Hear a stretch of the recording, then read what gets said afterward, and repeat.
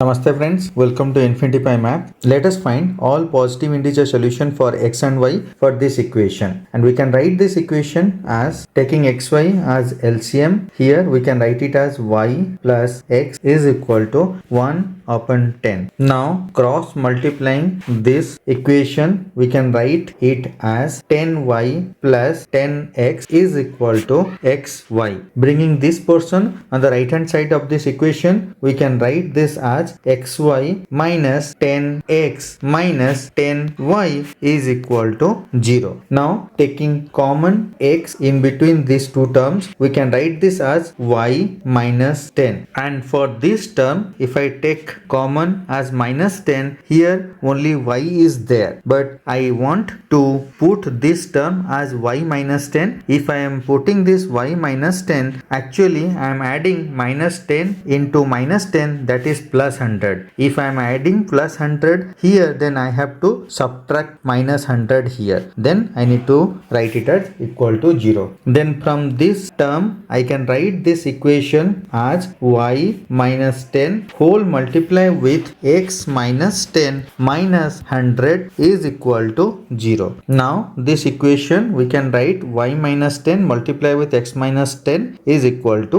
100. So here there are two numbers whose multiplication is 100. Then these two numbers we can write it as 100, then 250, then 425, then 520, then 10. When this term is 1, value of y is equal to 11. For this case it is 12. For this case it is 14. For this case it is 15. And for this case it is 20. Similarly, the value of x is 110 and value of x for this is 60 and for this it is 35. Here it is 30 and for this we can write this as 20. And hence we can write all the values of x and y as 11, 110, 12, 60, 14, 35, 15, 30 and 20, 20. Thank you for watching this video. I hope you found it enjoyable and informative.